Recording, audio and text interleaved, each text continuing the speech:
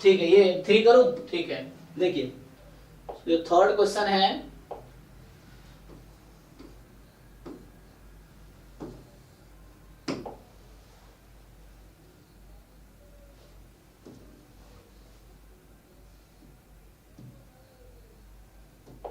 तो ये आपसे कह रहा है कि the curve the volume of the solid generated by revolving the region between y axis and the curve xy is 4।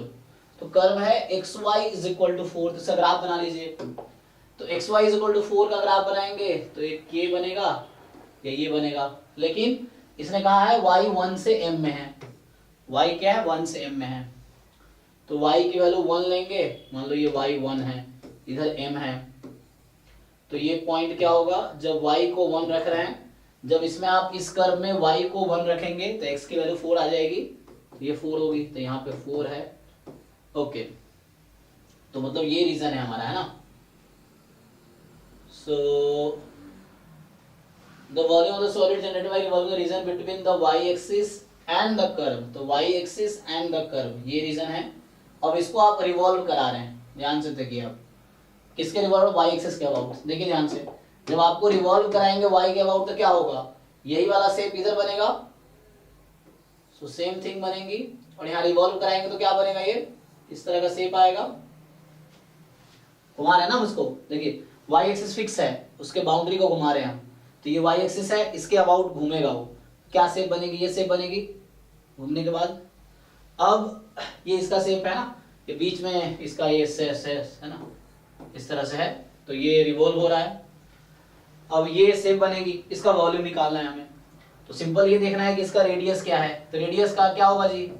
Coordinate y है ना, सॉरी y कह रहा हूँ, x है ना, इस पॉइंट का कोऑर्डिनेट अगर x, y बोलता हूँ तो रेडियस कितना है? x। तो volume of solid of revolution is pi x square dy, radius x है ना, और dy मतलब स्ट्रिप का लेंथ y है, तो y कहां से कहां तक है? 1 से अरे लिखा तो है 1 से m, यहाँ लिखा है ना 1 से m, यहाँ लिख रखा है m है ये नंबर, y बराबर m है ये, और ये लाइन y बराबर 1 था, तो 1 से m तो है y। अब ये बता रखा है कि मुझे इसका आंसर 15 पाई है, तो m निकालना है मुझे, तो हो जाएगा ना। देखिए सॉल्व कीजिए इसको। हाँ सर, हो जाएगा सर। अब यहाँ से x निकाल लीजिए y के टर्म में, x की वैल्यू है 4/y, तो x को रखिए 4/y, इंटीग्रेशन कीजिए, देखिए क्या आता है, पाई पाई कैंसिल है ना, तो यहाँ से आ गया 1 से m, पाई पाई हटा देता हूँ, तो ये 16/y² dy बराबर 15 ये है। अब इस इंटीग्रेशन को इंटीग्रेट कीजिए, इक्वल टू रखिए, आ जाएगा m।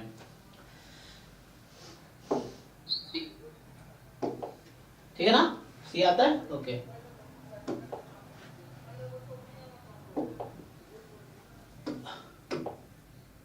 हाँ जी, कोई और बताइए, और कोई क्वेश्चन 2016 के पेपर में कोई भी डाउट हो आपका तो बताइए,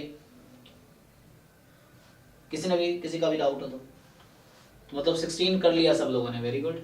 15 का भी कर दो। तो 15 के बाद एग्जाम ऑब्जेक्टिव हुआ था, 15 से पहले एग्जाम सब्जेक्टिव था। मैं 5 तक कराऊंगा, 2005 तक जाऊंगा मैं, तो आपका काम है जितनी बार फ्रिक्वेंटली इस बीच में सॉल्व कर सकते हो, 5 से लेकर 23 तक का जितनी बार कर सकते हो कर लो। तो बहुत फायदा, बहुत कुछ समझ आएगा, है ना। जब चौथी पांचवी बार करोगे तो आपको एक खुशी फील होगा, अगर आपको सब समझ आ गया, मतलब है ना। शुरू में जब बच्चा पहली बार करता है कुछ नहीं हो रहा होता उससे, और जब तुम उसी पेपर को फ्रिक्वेंटली और पांचवी छठी बार जब करोगे ना, तो आपको ऐसा एक बहुत रिलैक्सेशन या रिलीफ फील होगा कि फाइनली आपने इतनी सारी चीजें सीख ली है, क्योंकि आपको सारे क्वेश्चन अब सॉल्व करना आता है ना, एटलीस्ट पीवाईक्यू के। तो पीवाईक्यू के सारे क्वेश्चन सॉल्व करने का आने का मतलब आपको बहुत सारे कॉन्सेप्ट समझ आ गए, और जब वो क्वेश्चन कॉन्सेप्ट समझ आ गए तो उससे रिलेटेड या उसके जैसा या उस कॉन्सेप्ट पे कोई भी क्वेश्चन किसी भी एग्जाम का होगा आप कर पाओगे, चाहे वो नेट का हो। मैं अपना पर्सनल एक्सपीरियंस बता रहा हूँ, मैं नेट के क्वेश्चन में सॉल्व कर देता हूँ, डाउट में गेट में भी कर देता हूँ।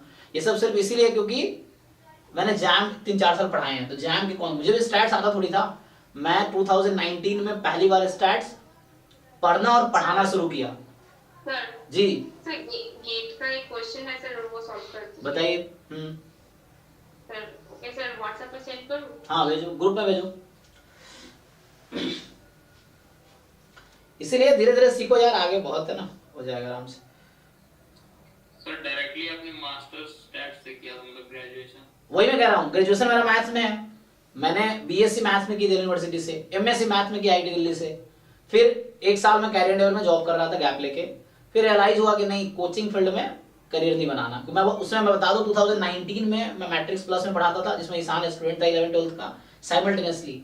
मतलब जो अभी मैं कर रहा हूँ लोग लग रहा है बहुत ज्यादा है, मैं आज से 5 साल पहले भी वही कर रहा था।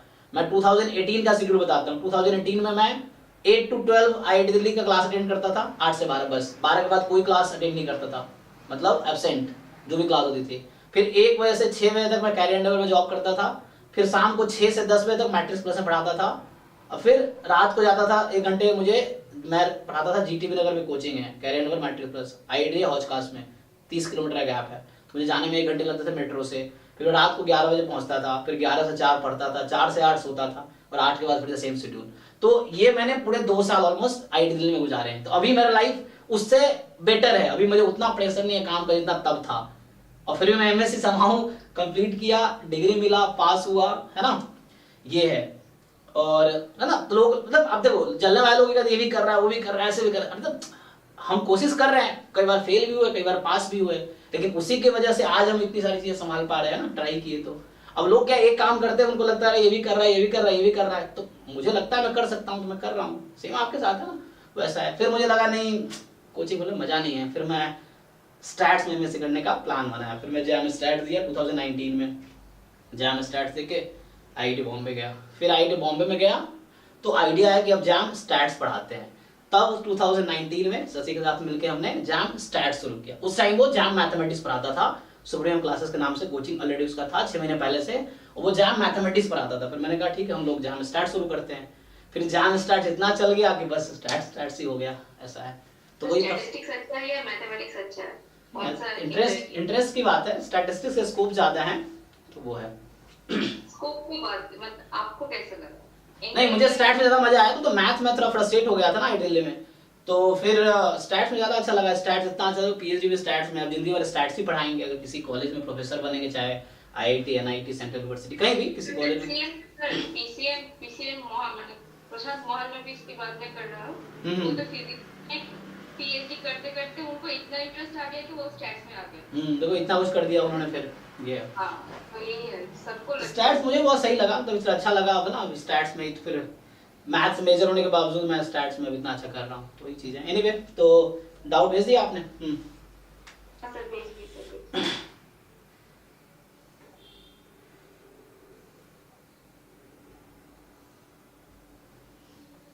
तो ये क्वेश्चन जो है, ये डेल्टा मेथड एक है ना कॉन्सेप्ट है, उस पे है ये, देखिए।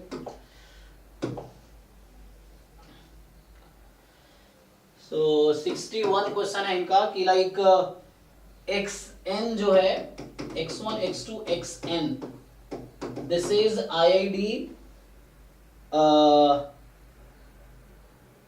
एक्सपोनेंशियल 1। तो उसके बाद आपको पूछ रहा है कि yn जो है आपके पास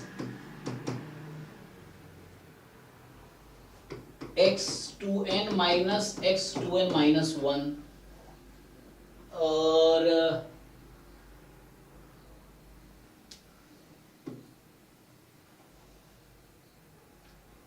यहां से आपसे क्या पूछ रहा है ये, कि आपसे पूछ रहा है कि रूट n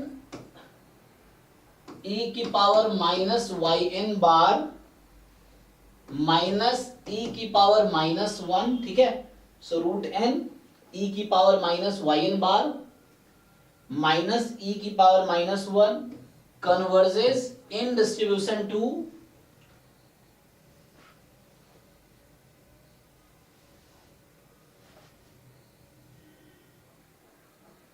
किसमें? जीरो सिग्मा स्क्वायर, ठीक। तो आपसे पूछ रहा है कि सिग्मा स्क्वायर क्या है ना। Question is, so what is this sigma square? Okay, तो पहले तो मुझे बताइए कि एक्सपोनेंशियल का डिफरेंस क्या फॉलो करता है? Laplace distribution. लाप्लास का मॉड्यूलस क्या फॉलो करेगा? डिफरेंस क्या फॉलो करेगा यहाँ पे? सर इसका डिफरेंस एक्सपोनेंशियल हो रहा है सर, तो वापस एक्सपोनेंशियल आ जाएगा ये, है ना। हाँ, डबल एक्सपोनेंशियल एक्सपोनेंशियल से वो एक्सपोनेंशियल हो रहा है मॉडुलस के लिए with what parameter? With parameters. हम मतलब विद एक्सपोनेंशियल पैरामीटर्स वो डबल एक्सपोनेंशियल करने के बाद जो पैरामीटर्स होते थे एक्सपोनेंशियल। तो डबल एक्सपोनेंशियल क्या होता है? यहाँ पे आ जाएगा डबल एक्सपोनेंशियल में म्यू तो है ना, म्यू तो इसका 0 रहेगा और b1 है ना, तो यहाँ से 1 आ जाएगा।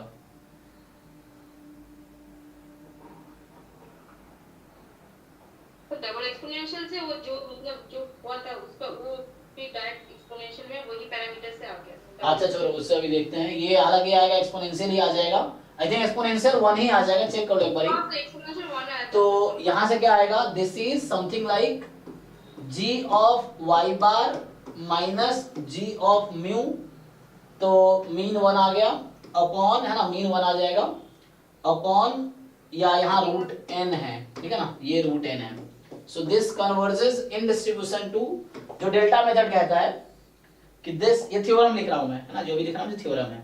सो this converges in distribution to normal 0 comma, तो ये सिग्मा अलग है, मैं यहाँ पे है ना, मान लो इसका सिग्मा जो है क्या लिखूं, किसी को याद है? तो 1 ही होगा सर, g डैश में होल स्क्वायर इनटू, यहाँ पे ऐसा लिख देता हूँ वेरिएंस ऑफ y, है ना, क्योंकि सिग्मा स्क्वायर इन्होंने यूज कर लिया है, तो यहाँ सिग्मा स्क्वायर आता है, वो सिग्मा स्क्वायर सैंपल का होता है, तो सैंपल मेरा यहाँ y1 into yn है, क्योंकि yi के टर्म में बोल रहे हैं ना, तो मेरा सैंपल अभी ये है।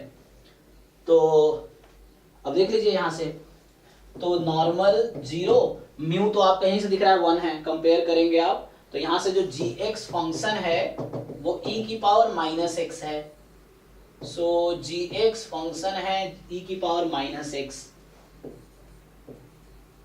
तो यहाँ से क्या करेंगे आप, दिस इज e की power minus x, 2 e to the power minus x। हाँ वेरिएंस y कितना है 2, वेरिएंस ऑफ 1 है ना, नहीं वेरिएंस ऑफ y y का y कितना है वेरिएंस इसका, इसका वेरिएंस कितना आता है? वेरिएंस ऑफ 1 ही होगा, हाँ 1 होगा, देन फिर g प्राइम क्या चीज सर? वेरिएंस y का क्या आएगा? वेरिएंस y का 1 ही आएगा, तो g प्राइम जी 1 ही आएगा, प्लस पॉइंट तो उसका मतलब लैम्डा स्क्वायर। तो ये क्या e की पावर माइनस 2 आ जाएगी, देख लीजिए। तो क्या पूछा आपसे? लेकिन वो तो सिग्मा स्क्वायर का वैल्यू पूछ रहा है सर। हाँ तो सिग्मा स्क्वायर आ गया ना, ये सिग्मा स्क्वायर e की पावर माइनस 2 पूछ क्या, देखो आंसर में क्या है, दिस सिग्मा, आंसर से नहीं है, होगा उसमें होगा, देखो ऑफिशियल आंसर की में जाके,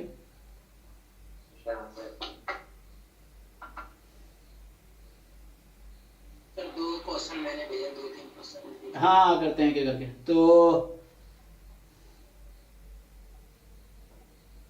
पहला वाला इसमें ये समझ में नहीं आ रहा कि आई नाइट्रेट और अच्छा मधु है अभी क्लास में? क्या सर? मधु है अभी क्लास में, क्वेश्चन भेजा ना ग्रुप में? अच्छा नहीं है, ठीक है। तो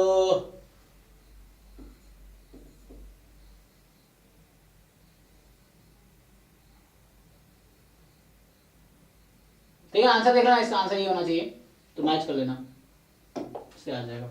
नेक्स्ट देखिए,